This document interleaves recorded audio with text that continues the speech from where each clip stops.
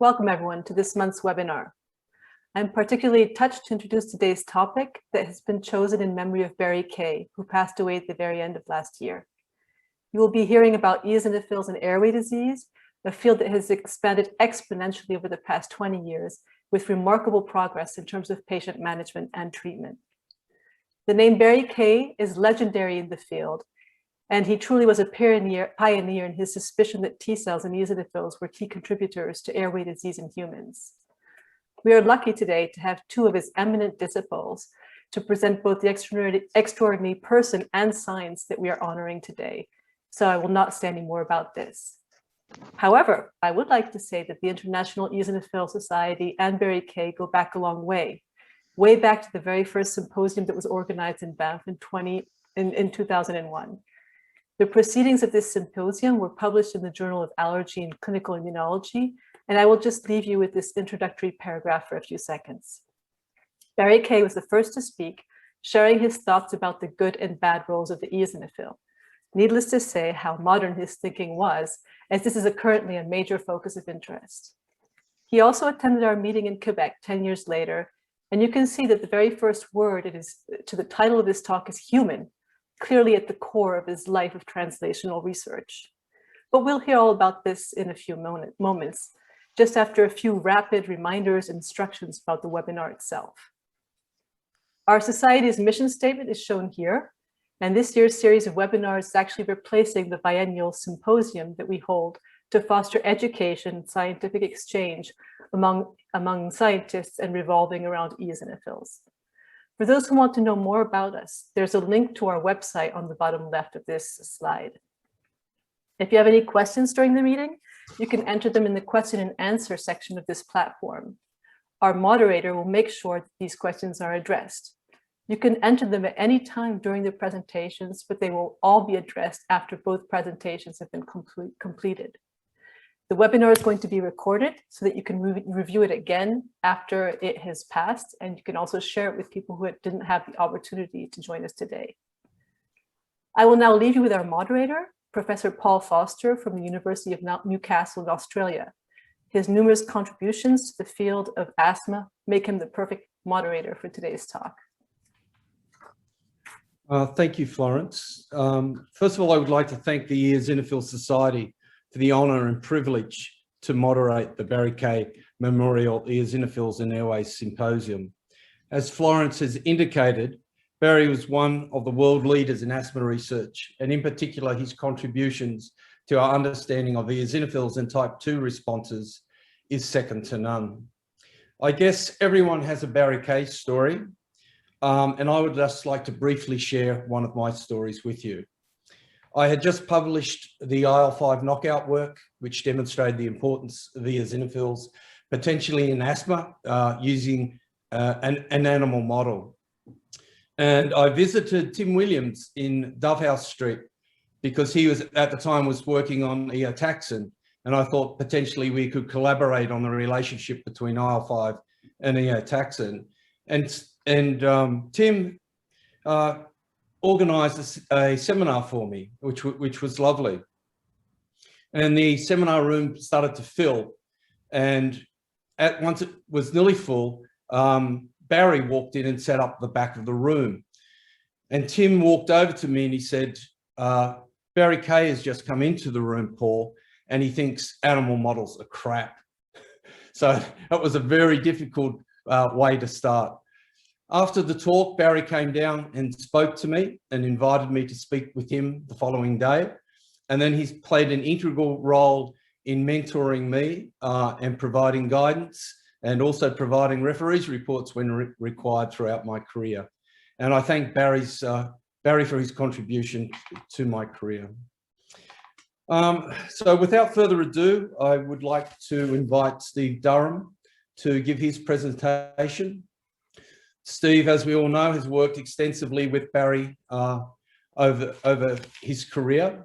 And today he's going to give us an overview of the scientific breakthroughs in understanding asthma and allergy as uncovered by Barry when he was the head of allergy and clinical immunology at the Royal Brompton and then later in Imperial College. So I'll hand over to you now, Steve. Thank you very much, Mark. I'll just organize my screen.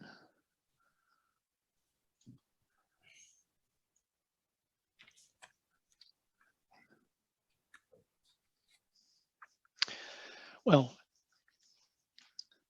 good morning, everybody in the US. And I'd like to thank Mark Rothenberg and Pauline for this, Florence for this wonderful invitation. I'd also like to thank the International Eosinophil Society. It's truly an honor for me to give this presentation along with my long-standing friend and colleague Mark Larché, and to share the forum with Paul Foster, who I've known for so many years. The topic of my lecture is the scientific breakthroughs in understanding asthma and allergy, whilst head of allergy and clinical immunology during the 24 years that he was there. I'd just like to briefly show you my disclosures, research grants, consultancies, and lecture fees, none of which I think actually compromises in any way what I'm going to talk about today. So here's the great man. This is Barry Kay, 1939 to 2020. He was he was 81 years old when he died. And I've just listed here some of his major contributions that I think many of you will appreciate. When he first came to NHLI, it was all about mast cells and leukocyte activation in allergic asthma based on his background, having come from Frank Austin's lab. He took a particular passion in and interest in looking at late phase allergic responses. But his major breakthrough, I think, was understanding the importance of T cells in bronchial asthma and identifying and bringing to life the Mossman-Kaufman paradigm of the 1985s in mice. He actually gave that clinical context. And then he went on to look at the role of T cells in actually inducing airway narrowing and their potential role in peptide immunotherapy. And then he revisited the eosinophil, of course, and it was really he and many others that contributed to this sort of revival of interest in interleukin-5 as a target in asthma, when it was appreciated that eosinophils were not only a feature of the late phase response and bronchial hyperresponsiveness, but were really cardinal to chronic events leading to inflammation, remodeling, and exacerbations. So this is work over a period of 25 years, which has had enormous implications in terms of treatment of our patients on a daily basis.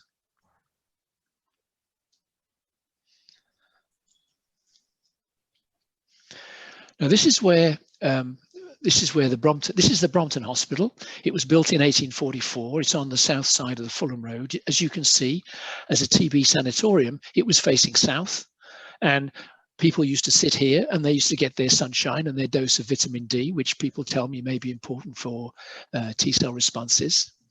And Barry used to joke when he saw this, because this was the magnificent hospital. And next to it on the left-hand side that I've highlighted here was the Porter's Lodge. And Barry always used to think of this as the concept of research for the Brompton. It didn't have quite such an impact in terms of research as for the clinical work that was going on there. And of course, on the same site of that Porter's Lodge was the Cardiothoracic Institute. Jack Pepys was Barry's predecessor, and he used to talk about the Destitute Institute, which was actually really almost like a post-war, most of it was a post-war sort of just small compartments that were built, a two-story building adjacent to the Royal Brompton. And Barry's office was established here at the main gate, and this was the Cardiothoracic Institute, which subsequently became the National Heart and Lung Institute. And this was opened thanks to Margaret Turner Warwick a couple of hundred yards down the street. And this was actually a converted nunnery. And Barry's laboratory was on the 4th floor. He shared this with Tim Williams in a very harmonious and happy relationship over many years.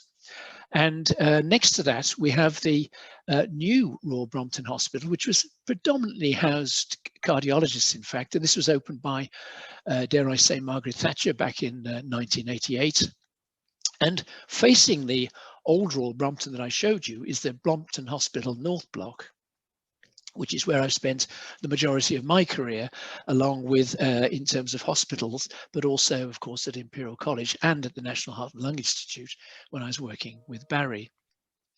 And this, the Brompton closed, and the North Block became the home of the chest unit in the early 90s.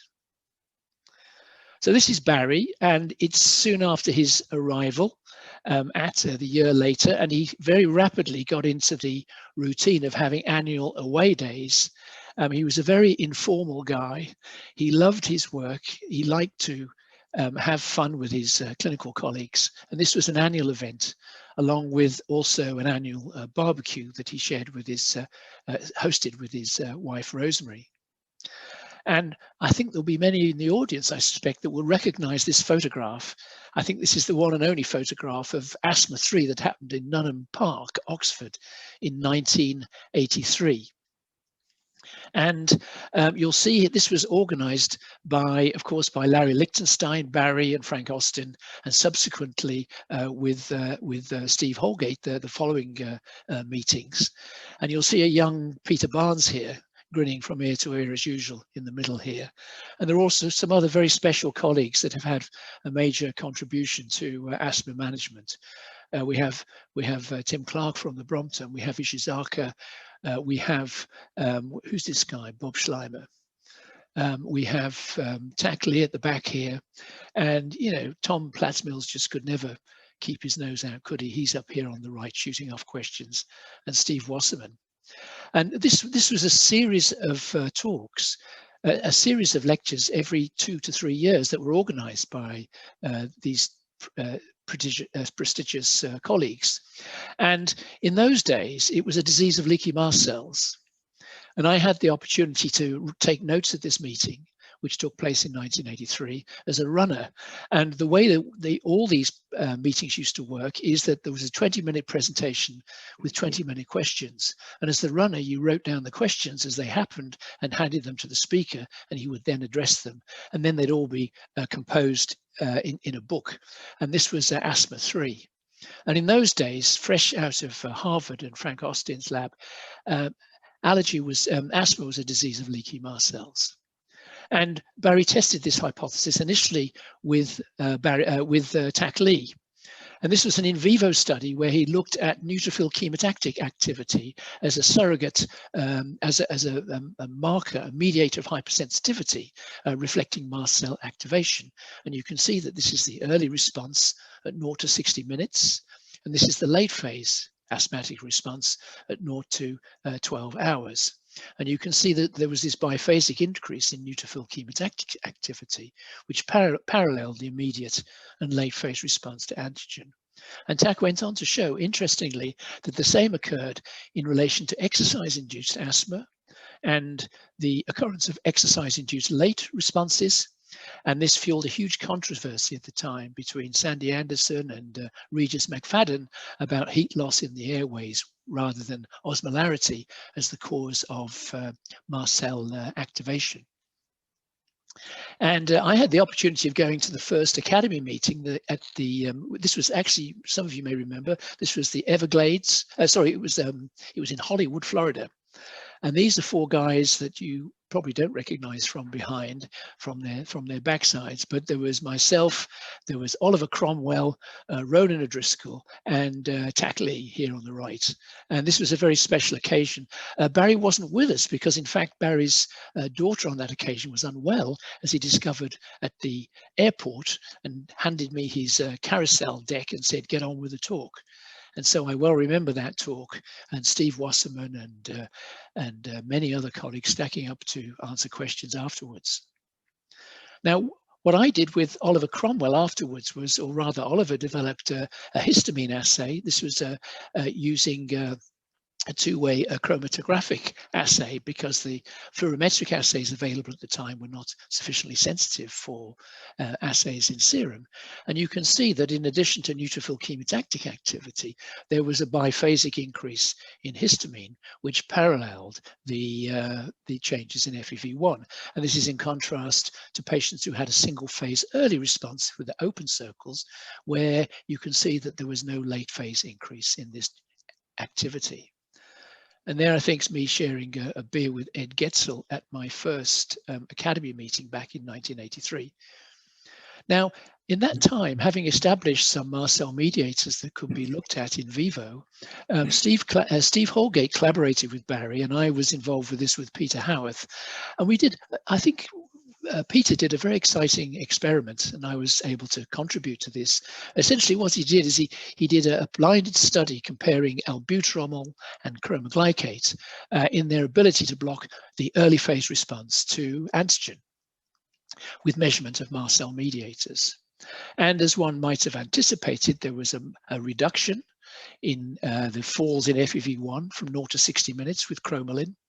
And this was accompanied by a reduction in histamine detectable in plasma. And also this was accompanied by a reduction in neutrophil chemotactic activity that could be detected from the same samples.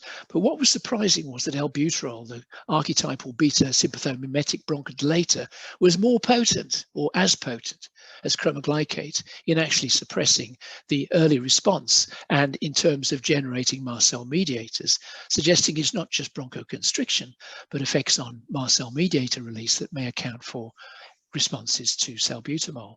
And along with Martin Church, who's noted here, and I'm afraid I don't have the data, but Martin was able to show using human in vitro mast cell experiments that he was able to block mast cell mediator release, both in response to antigen and anti-IgE, more effectively with albuterol than it was with chromalin sodium. So those were some interesting early observations. Barry went on to show a big interest in the downstream events, and the first thing that he focused on actually was leukocytes, was neutrophils, as well as eosinophils from his own background with based on his PhD. And what we see here is an early and late phase response FEV1, and on the right hand side a group of patients who had single early phase responses. And what we see is an increase in neutrophil chemotactic activity, which replicated the previous data that I showed you.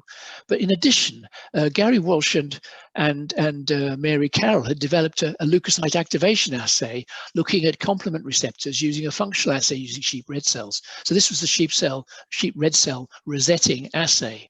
And all these samples were analyzed blind by Mary, and these samples were collected over a period of 12 hours. And what we can see is a biphasic increase in leukocyte activation as reflected by complement receptor expression on neutrophils. And this again was more marked in those patients who had late phase responses compared to those who had single early responses, giving in vivo evidence that we were activating neutrophils. And this was shown by many other investigators during immediate responses, also during exercise, using other markers of leukocyte activation. And this was the team. This was Barry with his team at the time. And we used to get an annual photo, and you can see here's some very important people. Here's Oliver Cromwell, and here's Redwood Mockbell. And perhaps most important, we've got Jennifer Mitchell, who was Barry's wonderful personal assistant and editorial assistant. And here we have Gary Walsh here, and Penny Fitzharris, and a number of other colleagues. So having established neutrophil activation, of course, he then revisited his long-standing passion for eosinophils. And over a period of time, he, Oliver Cromwell, Redwood Mockbell, and in collaboration with Jerry Gleich, who was a terrific collaborator at the time, did a number of studies in vitro to assess the role of eosinophils. And it was Redwood that demonstrated, first of all, for example, that eosinophils expressed IL-4 in addition to interleukin-5 and GM-CSF. And Rory Shaw developed a leukotriene assay and was able to identify LTD4. And meanwhile, in collaboration with Jerry Gleich, using his monoclonal antibodies, we were able to detect these eosinophil granule proteins in plasma before and after antigen challenge, and showing an increase in the expression of the release of these granule markers peripherally. So here's just a snapshot of the wonderful Redwood Mockbell, who did a huge amount of work with Barry. Here what he's doing is looking at the expression at message and protein level of GM-CSF by eosinophils in vitro. And you can see here, using in situ hybridization and immunochemistry, you can identify that these eosinophils are expressing GM-CSF. Barry's one Nature paper, in fact, was in collaboration with Chris Spry and Rory Shaw. And what they did was a functional physiologic activation of eosinophils by cross-linking IgG receptors on the surface of eosinophils. And when he did that, he was able to show a clear dose-dependent and time-dependent increase in LTC4 using assays at the time that were developed by Oliver Cromwell. And I don't know if Bob Lewis is on the call, but my goodness me, you'll remember how difficult it was to assay leukotrienes in vitro. And I'm sure we were indebted to him for a number of the techniques involving methanol extraction, reverse phase HPLC before looking at immunoreactivity. So here we are, dose response and time course of leukotrienes. Always with Barry, he did dose response, time course and controls. We used to chant this in the corridors of NHLI, dose response, time course and controls. He did it in all his in vitro experiments, and we did it in all the in vivo experiments. Going on with the eosinophils, Andy Wardlaw looked at atopic and non-atopic asthma and mild and severe asthma. And he's looking here in bronchoalveolar lavage fluid in asthmatics compared with the controls, the number of eosinophils. And you can see that there's a marked increase in eosinophils in those who showed hyperreactivity, and that there was a direct relationship between the number of eosinophils in bronchoalveolar lavage from patients with bronchial asthma and the amount of MBP that was recovered in the bronchial lavage fluid. And there were many other studies that Barry did with Andy Wardlaw. Just a couple of unsung heroes in Barry's lab. Julia Barkans, who was the absolute rock as the chief technician in the department, developed the BMK13 antibody, standing for Barkans, Mockbell, and K, which was a monoclonal antibody directed against eosinophils, cationic, a major basic protein, which of course was commercially available for many years. And you can see here just the specificity of the antibody. This is the STS page you can see here with the ladder. And here we've got MBP, and this is the Western anti-MBP staining showing specificity compared to the other eosinophil proteins. And that was put to good use by my long-standing colleague, Michaela Jacobson, another rock of the department, who was did all the much of the immunohistochemistry at the time. And what she's doing here is looking at the release of, or rather the increase in eosinophils in cytospins taken from nasal fluid compared to before and after treatment with an intranasal corticosteroid. And you can see here the relationship between the number of eosinophils in the epithelium and in the cytospins, validating the methodology. And here we have Michaela here. Now, the great thing about NHLI was that it was all happened in the bubble. This was the epicenter of creativity, and it was a mixture of confined space, burnt toast, and Waitrose marmalade. And you can see here Redwin, Oliver, and the back end here, I think, of Robyn O'Hare. And we used to get squeezed into this bubble where we used to have an exchange of ideas. And meanwhile, of course, Barry was out moonlighting away from the office. And this is the contribution to my talk from Tim Williams, who I'm sure is in the audience, when he spotted Barry Kay once out moonlighting while the others were creating his slides in the bubble. And it's amazing what a man will do to furnish the school fees. But so we're into the mid-80s now. This is 2 or 3 years after that monumental Asthma 3 lecture at Newnham Park. And here was Barry's concept of early phase, late phase, and ongoing asthma.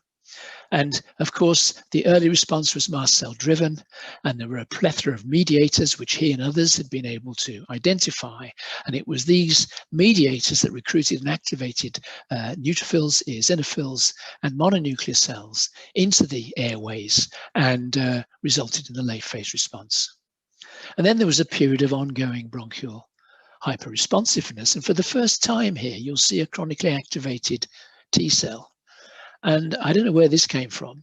It might be something to do with right at the end of, or in the mid-80s, the big concept fashion on T cells. And there was a paper by Ross Rocklin looking at T suppressor cells and the effects of immunotherapy, for example, that prompted his interest in Th cells. And so this took Barry away from mast cells, late phase responses, and leukocyte activation and the role of eosinophils into his T cell hypothesis of asthma and the role of Th2 cytokines. So my next part of my talk will focus on this. Now, around that time, there was Jonathan Lamb, there was Penny Fitzharris, and there was Barry, and they all got together. This young lady, Robyn O'Hare, made a big contribution in Barry's lab just at the time that the T cell hypothesis was evolving.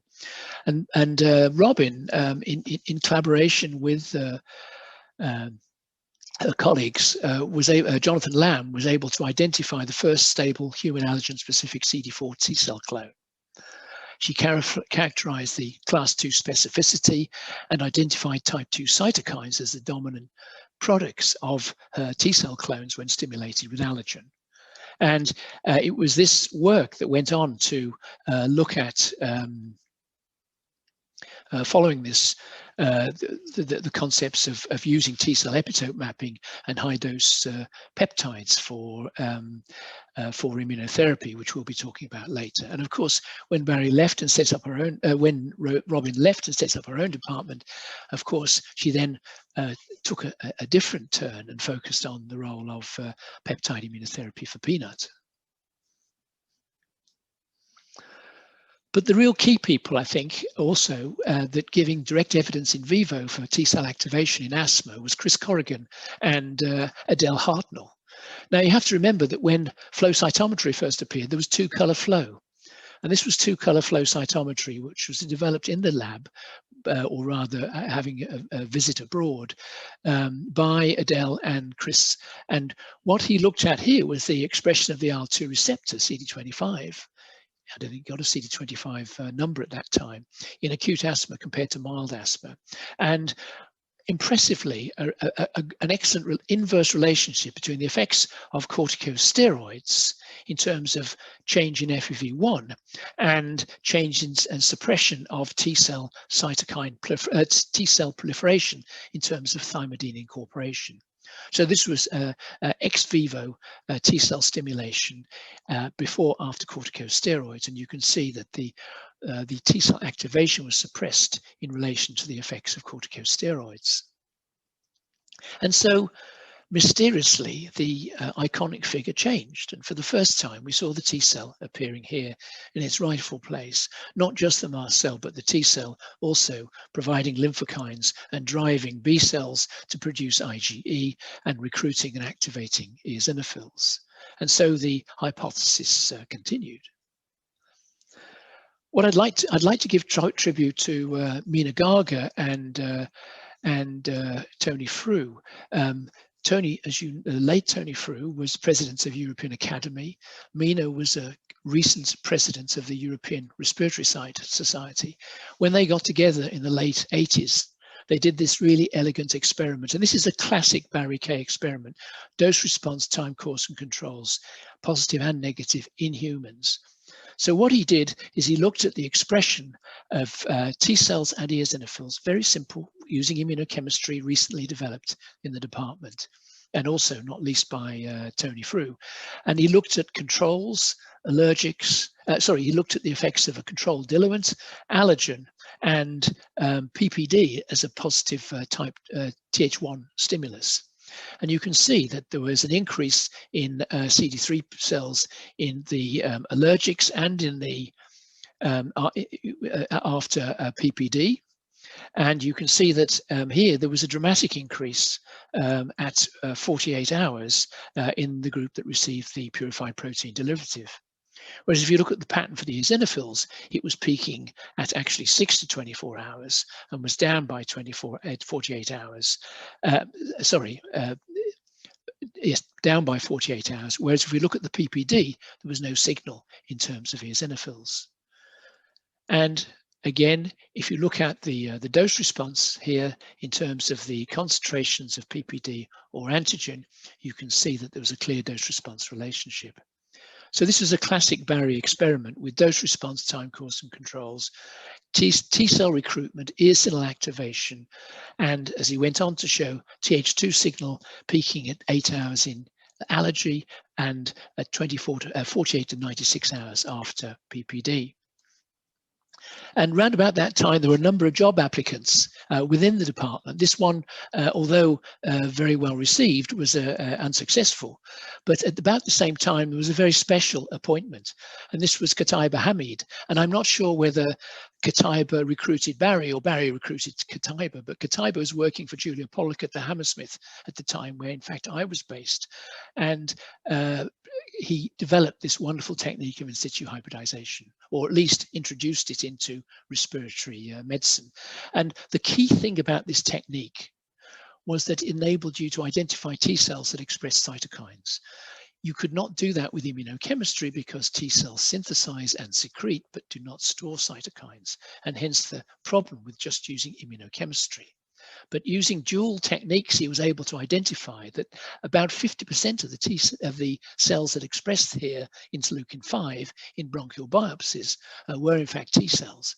There was a proportion coming from mast cells, and there was about 30% that was unknown, and of course could well have been innate lymphoid cells. So the seminal paper was the paper where Douglas Robinson was the first author, in which using bronchoalveolar lavage and cytospins, he was able to demonstrate very nicely a type 2 signal in patients with asthma with no change in type 1 cytokines compared to normal controls. An incredibly simple experiment. I think this is his most quoted paper with literally thousands and thousands of citations. And I think what's interesting is we went on to look at the dose response, the time course, the effects of antigen challenge, the effects of steroids, the fact that this type 2 signal was present in atopic and non-atopic asthma and could also even be detected in patients with occupational asthma. And also that the signal could be suppressed by corticosteroids. So this was a very robust hypothesis, and this was the realization of the Mossman and Kaufman concepts. And here, Stephen Till, we developed the technique of segmental allergen challenge from Mark Liu at Hopkins. And he was able to show a preferential increase in R5 expression from Bell cells compared to peripheral blood cells in response to DERPI. There's about a 10-fold increase in R5 production from the local T cells that are clearly activated at the site of allergen challenge compared to PPD. And what was interesting was that if you looked at the ratio of 5 to gamma, this was the key thing, where in the allergics, there was a very marked increase in R5 production by PBMCs, equivalent numbers of PBMCs compared to peripheral blood, and of course very few, a very low ratio in terms of PPD. So again, driving home this Th2 hypothesis in asthma. So having established T cell activation and type 2 cytokines as the key important factors in eosinophilic so-called type 2 asthma, as we know things have evolved. But he then went on to test this in the context of clinical experimental studies and randomized controlled clinical trials. And I'll just give you 2 examples. Here's the clinical experimental study. The question was, if this is a T cell driven disease, then maybe immunosuppression. Maybe it was a naive concept at the time. Cyclosporin has a lot of actions, but he hypothesized if you could suppress the late phase response with cyclosporin, that would point to a T cell contribution. And of course, he was right. There was absolutely no change in the early response, but a dramatic suppression of the late phase response when patients were pre-treated with cyclosporin. And perhaps more impressive even was the work of Onmin Kon when he looked at the anti-CD4 monoclonal antibody kelysiximab in patients here with chronic severe asthma. So having looked at the mild end of the spectrum, he looked at the severe end of the spectrum. He knocked out the CD4 positive population using an anti-CD4 antibody, very bold thing to do at the time. And this was this was the primary outcome, was changing peak expiratory flow. And you can see that there was, in fact, at the highest dose of keliximab, there was a marked improvement in morning peak expiratory flow that persisted throughout the 4 weeks of the study. Again, driving home the importance of the T cell in asthma from bench to bedside, as it were.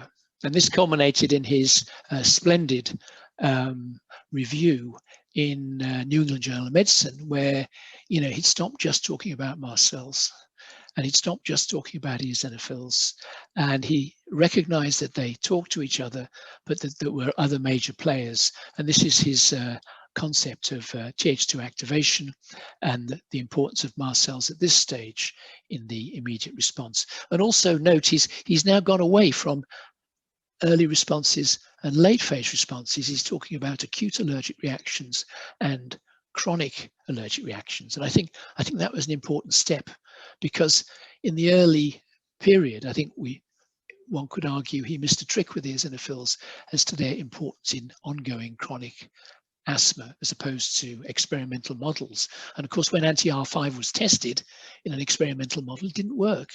It had some impact on eosinophils, but it didn't block the late phase response. So going back to our potted history of Barry, well, of course, the next area is to look at the role of T cells, this glorious observation that T cells drive late phase airway narrowing when given in the skin. And this was the fundamental basis then for induction of tolerance and their use as reagents, as treatments with peptide immunotherapy. And I'm not going to talk about that because Mark's going to talk about that. And I'm looking forward very much to hearing what he has to say about it. But what I'd like to finish with my brief resume of Barry's work is to look at the role of eosinophils in repair and remodeling. And this was work done by Patrick Flood-Page and Andy Menzies-Gow. Andy Menzies-Gow is now director of the asthma unit at the Brompton Hospital. And I think he currently has some 600 patients on anti-R5 treatment, those patients with severe asthma. It's a huge population. And of course, this all began with some important observations that highlighted the importance of eosinophils in airway remodeling. And what we have here is looking at the effects of anti-R5 treatment on the expression of tenassin as expressed in the sub-basement membrane zone. And this is the normal control. Here we have the tenassin, and following anti-R5 treatment, there was a dramatic reduction in tenassin expression. And this was then carried on by some very elegant work by Harsha Karyawasam. I should mention that this was after his time at ACI. Barry left and joined Claire Lloyd's department, now IRD, Inflammation Repair and Development, and spent several happy years working with Claire and carrying on with, in the true tradition and true style of Barry's Friday morning meetings that we all enjoyed so much. And Harsha was one of his PhD students that showed that tenassin was expressed and increased in the epithelium 24 hours after an antigen challenge, although it actually interestingly persisted 72 hours later. And so here, when we look at cellular inflammation, we see increases in eosinophils, which are more or less gone by 7 days, an increase in T cells, which are gone by 7 days. Whereas when we do sophisticated, at the time, novel technique of confocal microscopy to detect the thickness and presence of the tenassin in the membrane, then there was persistence of a remodeling signal during at 72 hours. So I hope, having given you a run through his scientific achievements, I'd like to just touch on some of the other important scientific contributions of Barry. Barry ran a course at the Institute, the Basic Clinical Allergy, where not only was it an incredibly popular course internationally, but it was a wonderful way of drawing together the talent within Imperial in 1 week to lecture both in clinical asthma and basic asthma. And this went on throughout the period of his tenure at ACI. he had a very important contribution to these series of asthma meetings, asthma 1, 2, 3, 4, 5. And these proceedings were published in conference, were published in the proceedings, as I mentioned earlier, and with some wonderful colleagues. And I think this was a huge contribution to the field. There's no question that his famous textbook is absolute pillar of teaching and training for allergy throughout the world, both for allergists and for related specialties. And Barry made a huge contribution with Stephen as co-editor of Clinical Experimental Allergy. One of Barry's great loves was the Collegium Internationale Allergologicum, that meets every 2 years and continues to, and long may continue to. And he loved his membership of that. He was a council member. I remember the meeting in Ischia, for example, with Gianni Morone was a wonderful meeting. And Steve and Barry organized a great meeting in Malta. I think that was in 2006. He was president of the European and the British Society. He was a fellow of the Academy of the Medical Sciences, and he had great fun in his early retirement. He needed a distraction at that stage as a specialist advisor to the House of Lords Science and Technology Committee on asthma services, which took him around Europe as a professional advisor. But here's a snapshot of a couple of swells, great pals, did a wonderful job with Clinical Experimental Allergy. And I again want to acknowledge I know Barry would want me to acknowledge the contribution of Jennifer Mitcher as our wonderful editorial assistant, always in the background. Now, I don't expect you to read this, but this is what Barry would be most proud of. And that is that he successfully supervised 44 higher degrees, that's MDs and PhDs. And he was doing that 4 weeks before his death. This was Alison Sears working with Steve Till. He was phoning them up before Christmas, chasing them up on his current passion, which is the role of eosinophils in urticaria. And I'm sure Alan Kaplan's on the edge of his seat if he's watching this, but I'm not going to show you the data, Alan. You have to wait. It's coming out soon. So here's Barry with his wonderful, wonderful wife, Rosemary. Rose, who was not only a rock of the department with her hospitality, but she also did all the graphic art in Barry's early publications and made a huge contribution. And here's Rosemary with their 3 beautiful and hugely successful and talented daughters. And I'll leave you with a picture of Barry and just remind you that he's actually written a book, Whatever Happened to Barry Chambers. Barry had a fairly tough early life, and he encapsulates this in a wonderful book, which I would certainly encourage you to have a look at. This was way before, you can see, way before NHLI and ACI. So I'll stop there. Thank you very much for the opportunity, and I'll hand back to you, Paul. Thank you. Thank you very much, Steve. That was a great talk that covered the contribution that Barry has made with his colleagues. I would now like to call upon Mark Larché, my friend and great colleague, to give his presentation. And I've just lost the title, Mark, I'm sorry. T cells, of course, and eosinophils in allergic asthma, the on and off relationship. Thank you, Mark.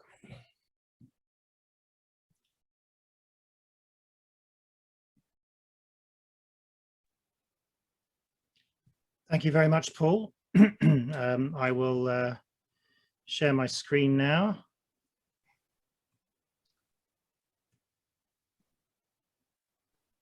And I will assume, unless I hear from Kate, that everybody can see me, see the slides. So thank you very much, Paul.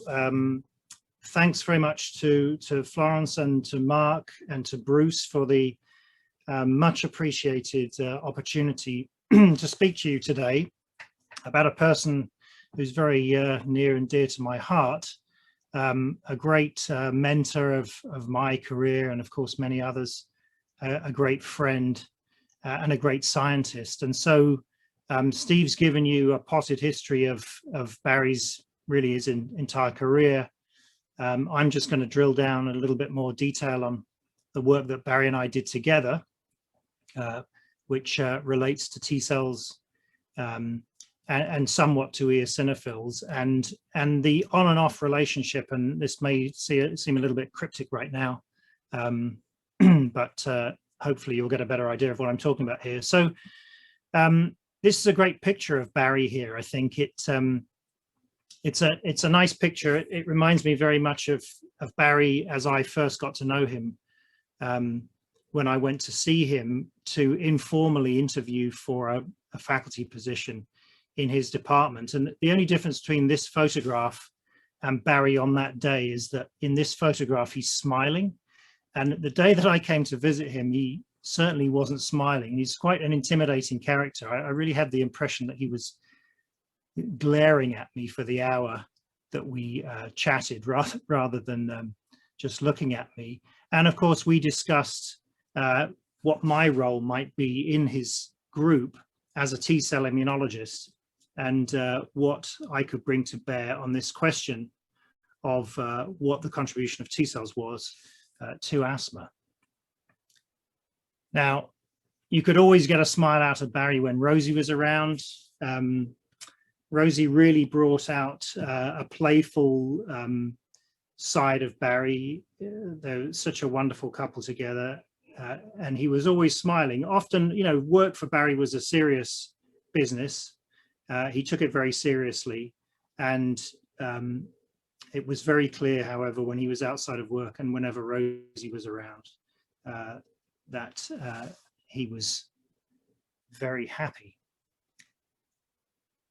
Now, I just want to go back to Barry's early days and how he got into eosinophils in the first place, which some of you may know about. He did a PhD. He came down from Edinburgh and went to Cambridge to do a PhD, and he told me about this conversation that he had with Robyn, his PhD supervisor, on the first day that he showed up to start his studies.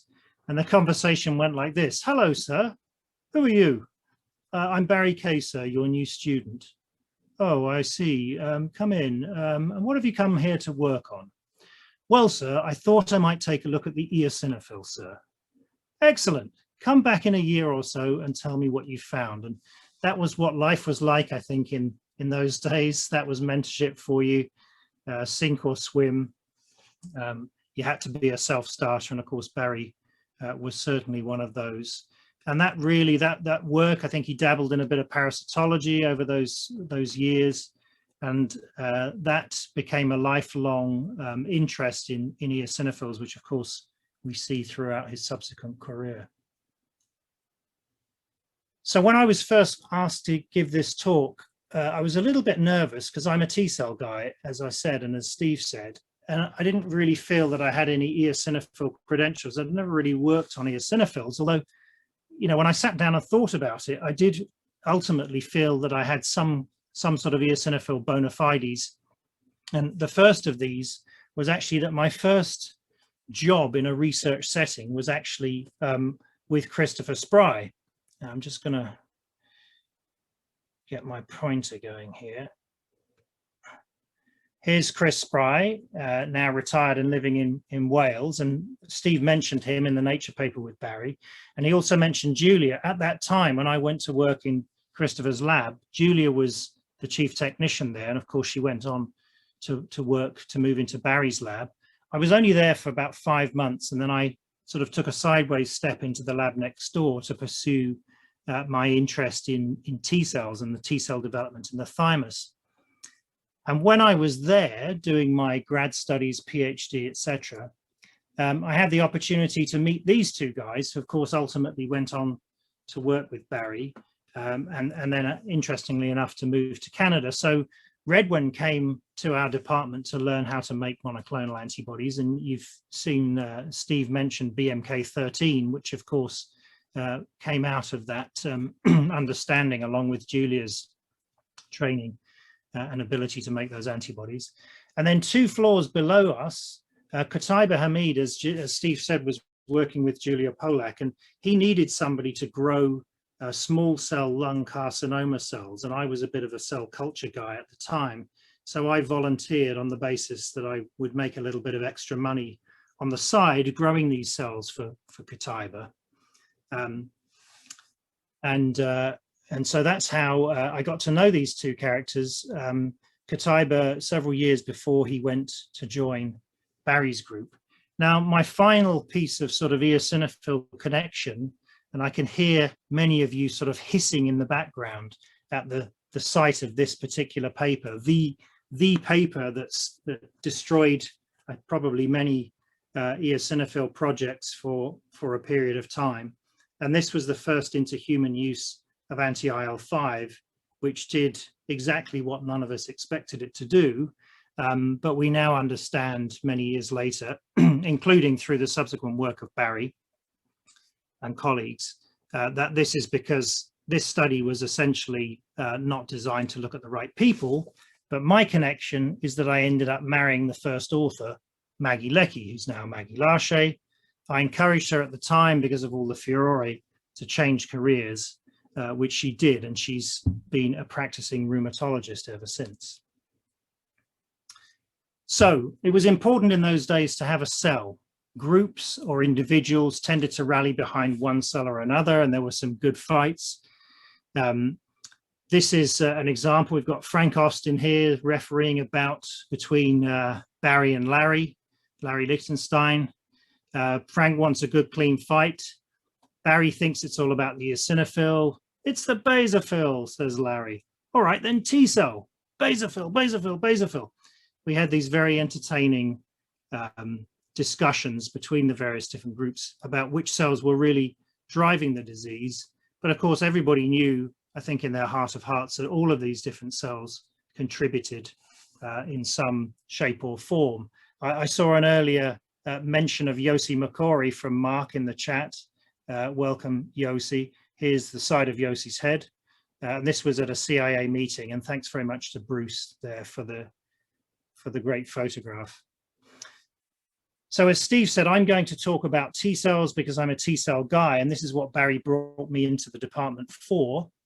In fact, Steve was very helpful when it came to my formal interview for the position in the department, because he fed me a few sort of lowball questions during the interview, which ultimately resulted in me getting the job. So I'm very grateful to Steve and of course to Barry for the opportunity. So you've seen this from Steve.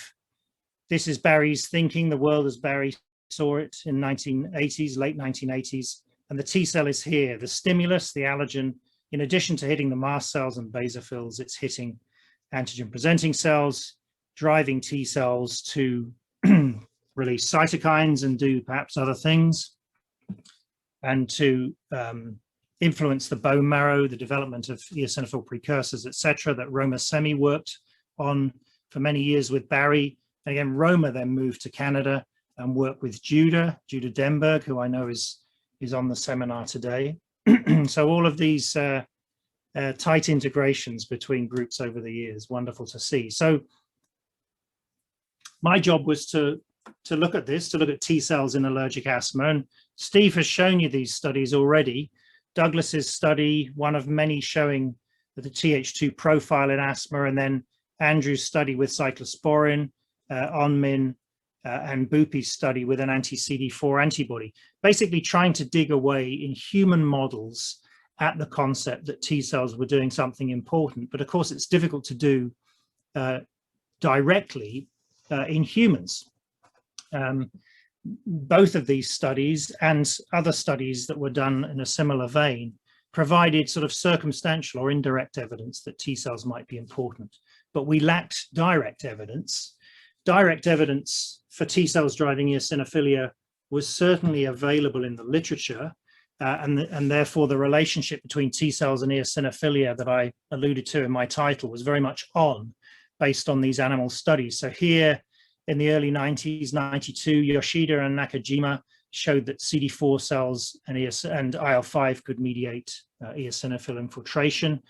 Some wonderful work in rats from Jim Martin in Montreal, together with Katiba, who by that time had moved to the Meakins Christie.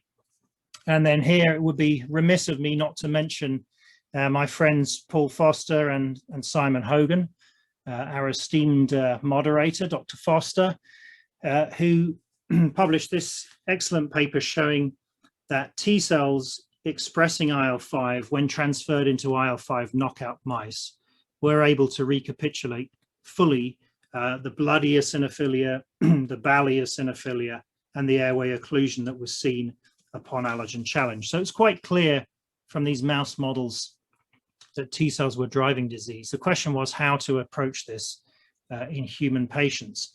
And of course, you know, Barry and many others had been performing allergen challenge in the skin and in the lung for several years. Here's Stephen Durham and his exceptionally prominent late phase response following injection of grass pollen. But we knew that the problem with allergen challenge is that you get an early phase response before you get a late phase response. And Barry really felt that the T cells were doing what they do in this late phase reaction. And so we really wanted to look at the late phase response in isolation without the early response, which of course can't be done with whole allergen, but an opportunity presented itself. And that opportunity was a company in the US called the Immunology Corporation, and they had produced a vaccine called Allervax Cat with the intention of switching off allergen-specific T cells. So they'd come up with a couple of quite large sort of peptides, polypeptides, if you like, which contained multiple T cell epitopes. And their idea was to administer these and to switch off T cell responses. And Barry leapt at this opportunity. He was involved as a consultant to the company, and he negotiated a study whereby he would take some of these peptides and inject them into allergic individuals. The injection was to be performed intradermally, and really what Barry was hoping to do was to induce isolated late phase reactions in the skin following intradermal challenge to demonstrate that skin late phase reactions and the subsequent eosinophilia associated with them could be induced by hitting T cells in isolation. And Luis Tabora Barata, who was a fellow in the lab at the time from Coimbra in Portugal, was charged with these studies with Allervax Cat. He started injecting these samples into the skin. My recollection is that he didn't really see anything much in the way of late phase reactions in the skin, but he did see or did observe some patients wheezing in response to these injections. And there had been some discussion from the Allervax Cat trials in the US and in other places that there was a very high incidence of adverse reactions to these injections. Many of them were early acute reactions, and it was shown that patients mounted IgE responses against these peptides. But some of them were also late reactions. Patient had their dose, went home, several hours later, developed chest tightness, shortness of breath. And so Lewis was able to observe the same reactions. And of course, Barry was even more intrigued, but we weren't able to continue those studies because the efficacy combined with the adverse events basically killed the Allervax Cat program. And so we didn't have any more peptides, and that's where I came in. Together with Mimi Hazelden, who was a fellow doing a PhD with Barry and I in the lab. We set about performing a detailed T cell epitope mapping of the FeLD1 molecule. And we produced much, much shorter peptides, synthetic peptides, which were made essentially in-house as one was able to do in those days. And we showed that these peptides, unlike these larger peptides here, did not result in IgE cross-linking on mast cells or basophils. And so Mimi set about giving these by intradermal challenge to allergic asthmatics. And we stimulated direct activation of effector T cells, allergen-specific T cells in the airways. And this was done in a mast cell and IgE independent fashion because the peptides were too small to cross-link the IgE. And this is what we got. This was our first big paper. Frank Austin actually was very helpful in the background, advising us on this paper and helping us to get it published. Essentially, in this particular study, Mimi injected 40 individuals, all of whom were cat allergic, had moderate asthma, and about a quarter of them developed these isolated late phase reactions. And you'll see there's no early reaction at all because of the IgE independence. In the lab, we were able to show that each of these 3 peptides was able to induce proliferation, but more importantly, IL-5 production in T cells from these patients.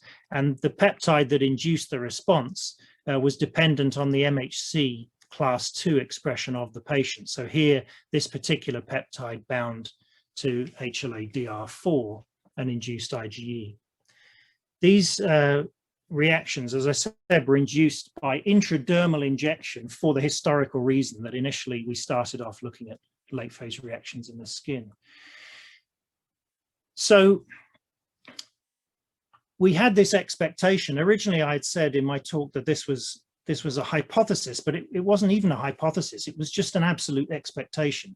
Using this this model of direct T cell activation, we just expected that activation of T cells in isolation would lead to airway narrowing. We knew that would happen because we'd observed that, but that would be associated with eosinophilia in the airways. It was just an absolute given.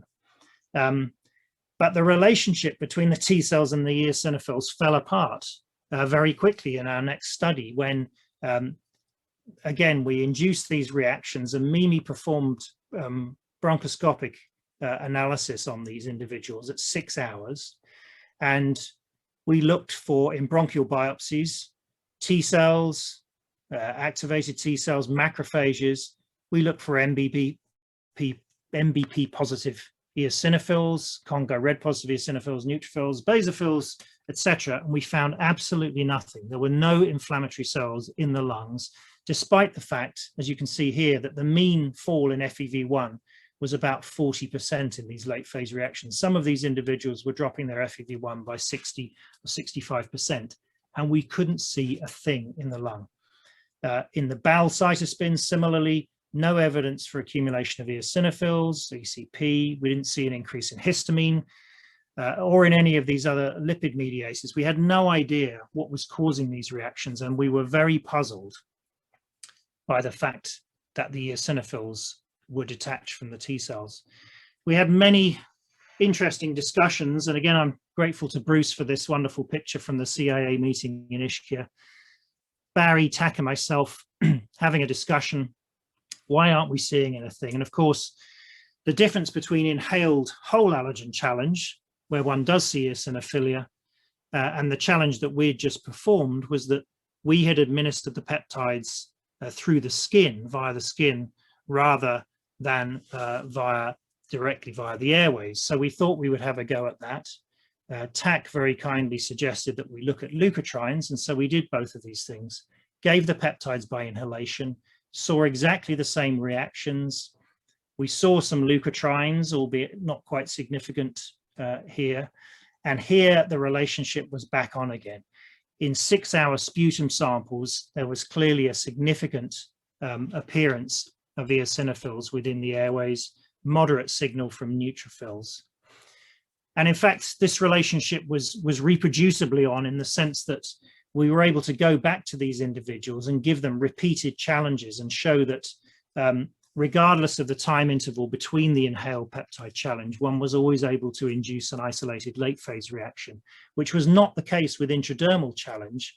With intradermal challenge, you had a reaction the first time round, but a second challenge seemed to be associated with tolerance. And of course, we went off on a completely different track with this down the peptide immunotherapy and tolerance induction route, which I'm not going to talk about today.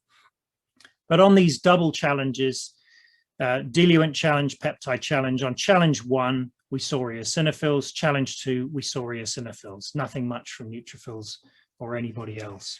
So clearly the T cell activation was inducing eosinophils until we then went on and did another bronchoscopy study.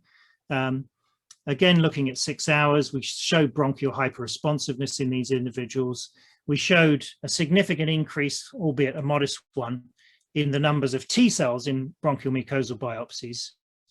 But when we looked for a variety of other cells, including eosinophils, you'll see these are responders who developed late phase reactions. These are non-responders who did not.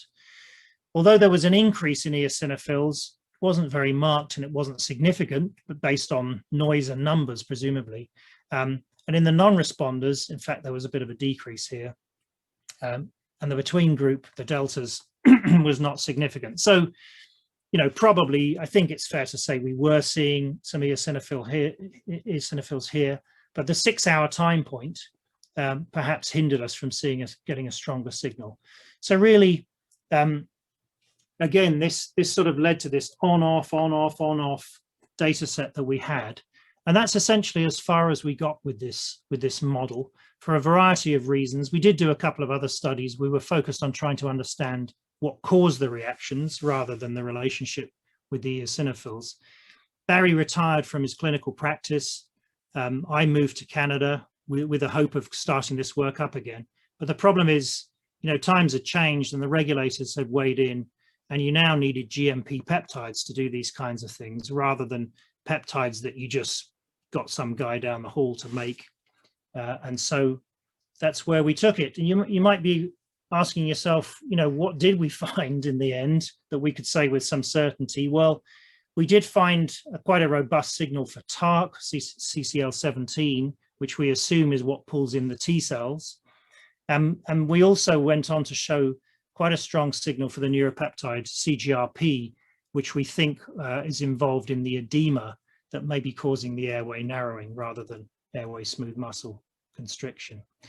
So my conclusions, I think the main conclusion that you will probably have arrived at yourselves, the main conclusion is that we never brought this work to a satisfactory conclusion for a variety of reasons, but we certainly had a lot of fun not getting there.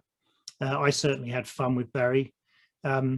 What we did show was that allergen-specific T cells activated directly with peptides do cause airway narrowing, possibly through edema, and they do drive some eosinophilia, and that question's still open as to the extent to which the T cells are really responsible for the eosinophils that appear.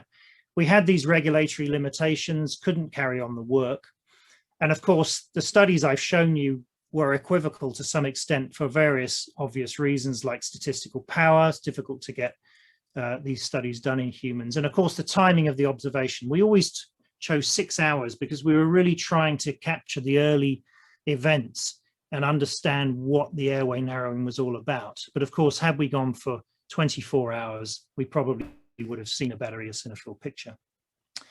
So really, the final conclusion is that, you know, we still don't know what the relative contributions of T cells versus ILCs versus mast cells, eosinophils, etc., to IL-5 production and eosinophil biology in the airways is.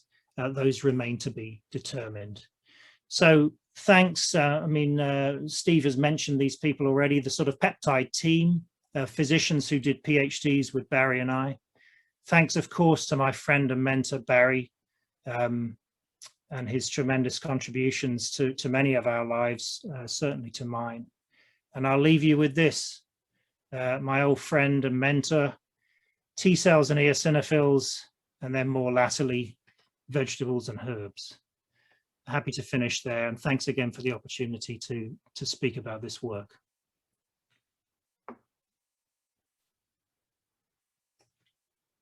Thanks very, very much, Mark, for your presentation. At the moment, we don't have any specific questions, so I'm not sure if the panel would like to ask questions at this stage. Okay, so I'm Steve. Paul, yeah. could I give Mark a question? Certainly. Mark, thank you for a wonderful presentation. The one thing I wanted to point out was you didn't quite point out the genius in your observation with the T cell intradermal peptides. Any lesser mortal would have thought when you injected the peptide and repeated the peptide 6 weeks later, myself included, that your experiment was non-reproducible.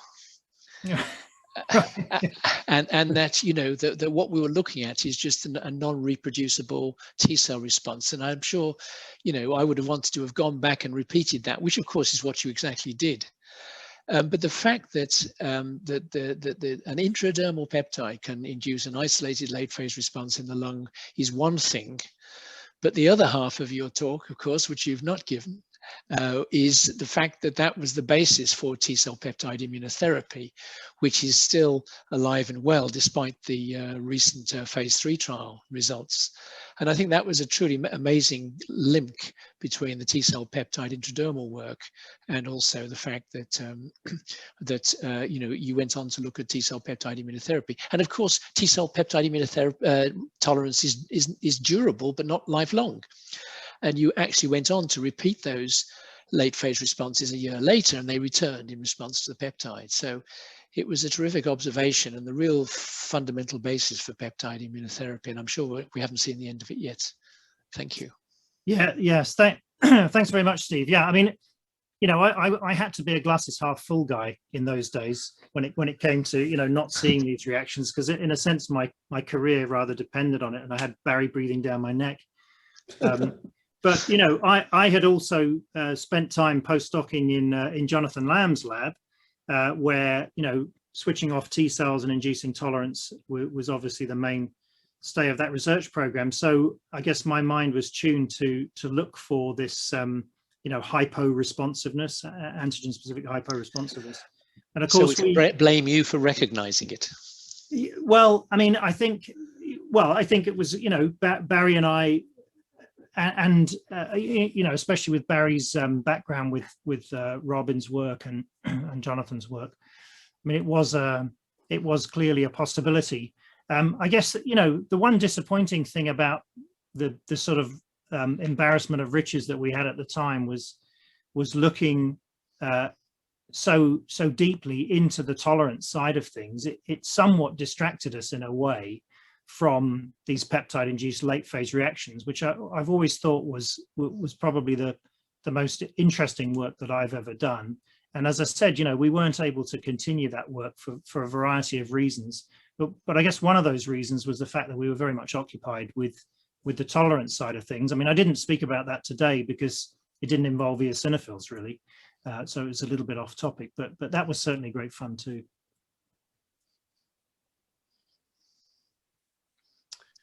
Just going to check. Paul Mark has put a few in the chat panel. Okay, let's have a look at that. One moment. Rothenberg's being difficult as usual.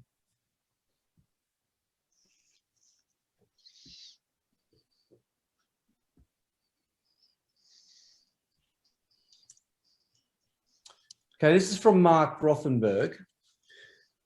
How do the speakers understand / explain the positive effect of anti-IgE from chronic asthma in terms of the early phase response and late phase response? Does IgE in the early phase response contribute to chronic asthma? Most of their work is in experimental systems with antigen provocation. So I'm wondering if anti-IgE provides proof of concept of Barry's theories. I can certainly make a comment, Steve. Sure. I think it does. So one thing that I didn't mention about those peptide-induced late phase reactions is the interesting observation about IgE, allergen-specific IgE in those patients. So, Freddie Hargreave and others many years earlier had made the observation that the higher the specific IgE, the more likely an asthmatic was to have a late phase reaction. Now, at the time, that was interpreted as meaning that the IgE, via mast cells and basophils was important for late phase reactions. But we kind of found an alternative spin to put on that, which was that we noticed that, we would take our cohorts of allergic asthmatics, apparently all equal clinically, and inject them with peptides, and only some of them would develop these late phase reactions. And that was partly because they had to have the right MHC molecules, etc. But when you sort of neutralized all of the variability between the two groups, the only thing that remained outstandingly different between people who developed a reaction, i.e. responders, versus people who didn't, was the fact that the responders had much higher levels of specific IgE. And of course, having worked just down the hall from Steve for several years, we were mindful of the role of IgE in concentrating antigen on the surface of antigen presenting cells and of course B cells. And Antonio Lanzavecchia in the mid-80s had shown that a B cell with specific IgE on the surface was 100 to 1,000 times better at presenting antigen to T cells. And Steve's work, Steve had gone on to show the importance of antibodies in focusing allergen in the form of immune complexes. So my answer to that, Mark, would be that IgE is important, even though we always called these reactions IgE independent reactions. It's important because the more IgE you have, the better antigen presentation you have, and the better antigen presentation you have, the higher the number of precursors of T cells you have in the lungs, and therefore the stronger the lung reaction. The only thing I'd add, Paul, to Mark's comment is the direct effect of mast cells in producing type 2 cytokines themselves and recruiting and activating the same cells and bringing them in for late phase responses. So anti-IgE is going to downregulate the delayed effects of mast cells in recruiting inflammatory cells, as well as inhibiting IgE facilitated antigen presentation, which is going to drive the T cell response, as Mark says. Probably. Thanks, Mark, for the question, and thanks, Mark and Steve, for the answer. We just have a comment from Samantha Walker, and she would just like to thank both Steve and Mark for their lovely and interesting presentation and photos to remember Barry. Hi, Sam. Hi, Sam. Thank you. And I was concerned about Judah being in the audience and not asking a question, but he has activated. So he congratulates you on your talks, and he indicates that we shouldn't underestimate ILC2s and even their contributions to the allergic inflammatory environment responses via activation of the innate immune mechanisms. And would you like to comment about that, either of you? The ILCs, I guess ILC2s, or plasticity of ILCs per se. I think one of the intriguing things we had, thank you, Judah. Hi, Judah. Great, so kind of you to attend the seminar. One of the great things about the early work that Barry did in collaboration with Sunying and Katai Bahami is we could never work out the total contribution of cells towards the type 2 cytokines. The T cells used to produce about 30% of them by dual immunostaining with in situ hybridization. There was about 5% coming from mast cells, and of course 5% coming from eosinophils, but there was always 30%. And we wondered whether these were, dendritic cells, or whether they were, gamma delta cells, or not expressing the T cell receptor, because we used to use CD3 to co-localize for T cell expression of these cytokines.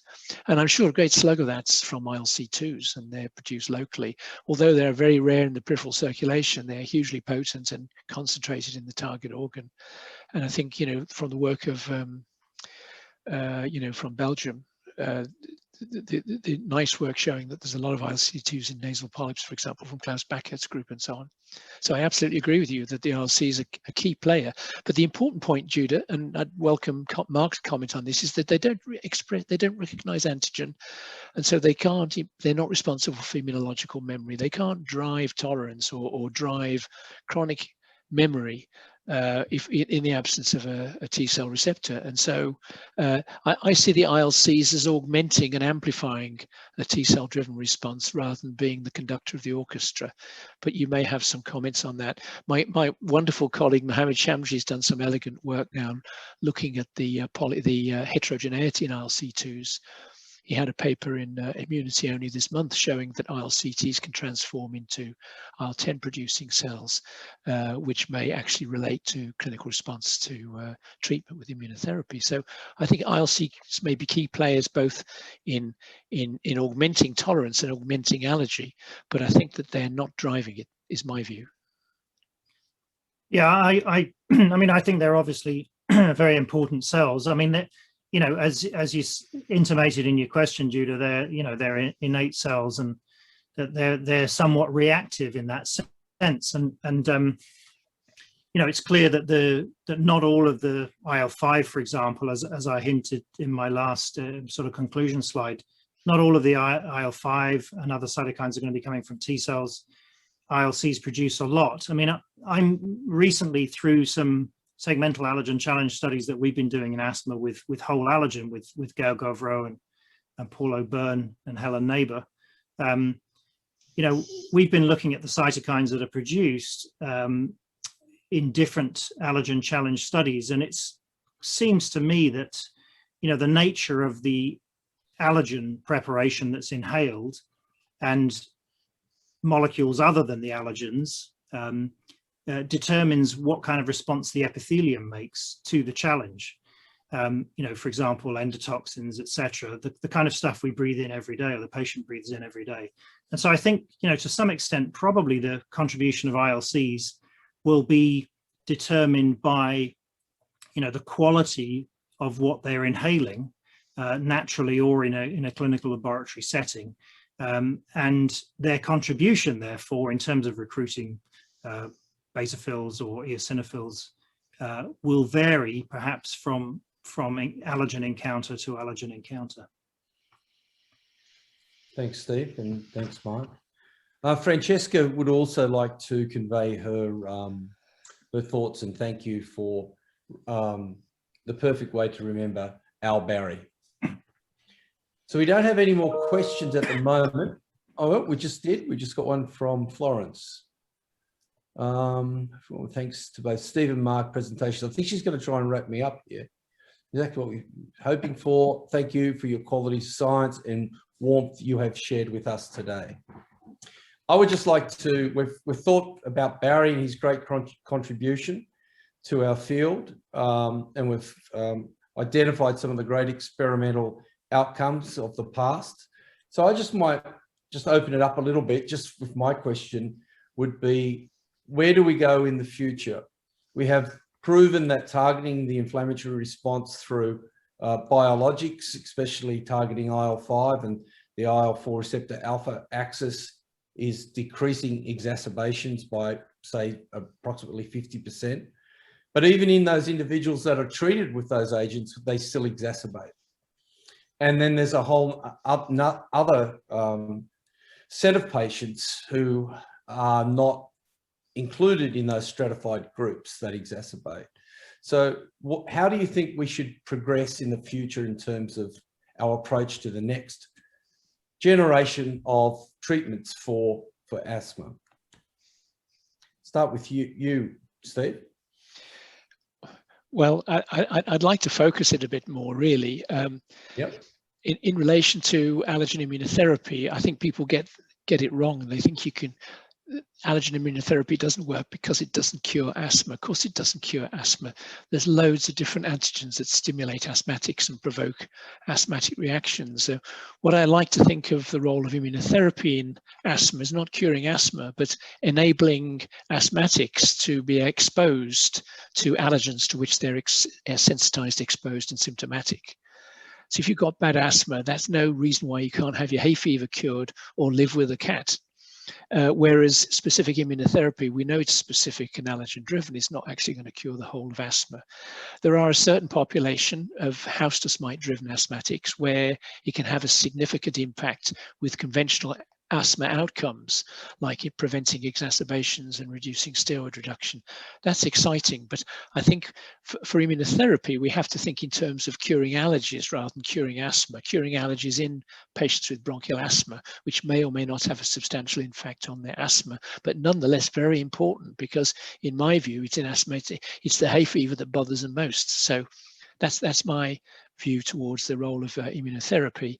The other point that I would make is I think that the recent work from Gideon Lack with the LEAP study and pioneering work from Arshad in Southampton is that we have to start early. And we have to start early in using an antigen-specific approach, because I think it's going to be more likely that you can prevent, for example, house dust mite asthma by treating patients early, and similarly getting in as early as possible in treating in hay fever when the immune system is less complicated in terms of exposure to antigens and more likely to respond to immunotherapy. But then I would say that, wouldn't I? So I mean, I would agree with Steve that you know, an antigen specific approach or an allergen specific approach to switching off the background adaptive immune responses is going to be, or could be, important moving forward. I think the other thing is that we've been, appreciating that this is an eosinophil society, but asthma approaches to asthma has been very Th2 centric, and we now have a variety of biologics, etc., interventions to target Th2 asthma, eosinophilic asthma.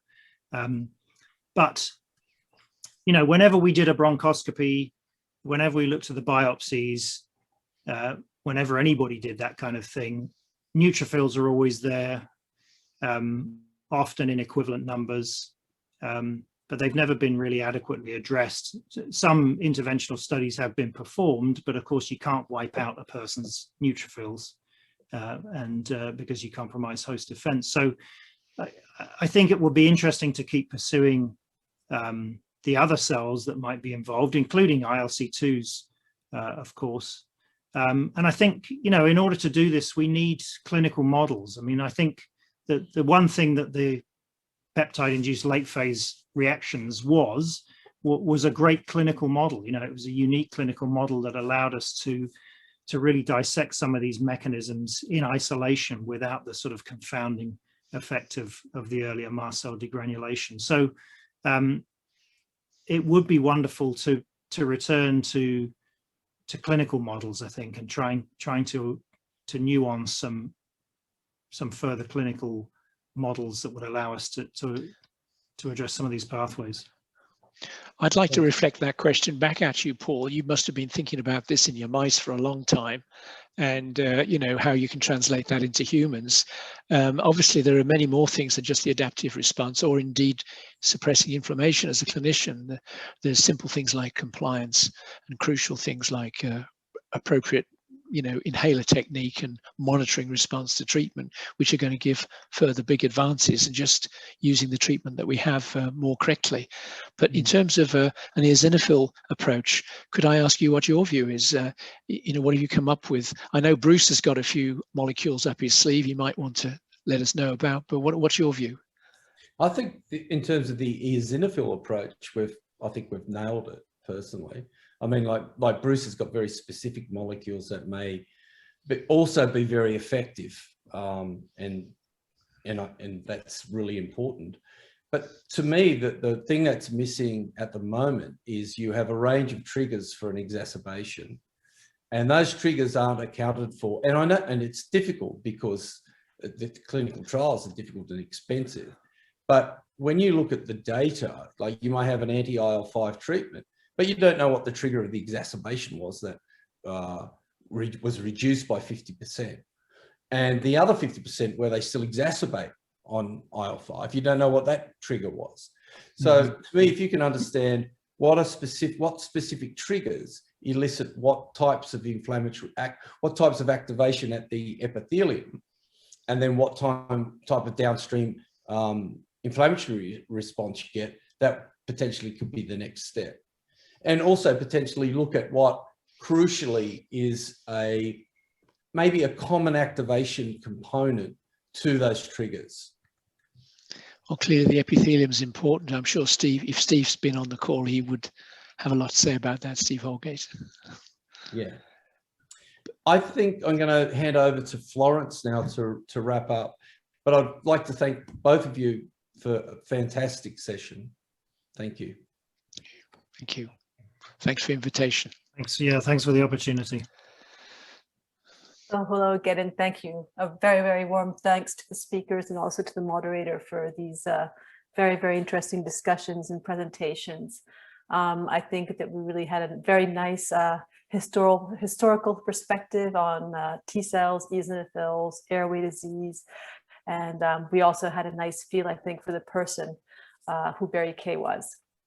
I would just like to recall several things before we end this meeting. First of all, you are going to receive an evaluation form via email, and I really encourage you to take a couple minutes to fill in that form so that we can improve our future webinars. The next webinars, as usual, are programmed on the last Wednesday of each month, and we already have a full program for the May and June webinars that will be held on May 26th and June 30th, always at the same time. During the May meeting, we'll be talking about non-immune cells and how they interact with eosinophils. The June meeting is entitled Eosinophils and Parasites, More Than Just Effector Cells.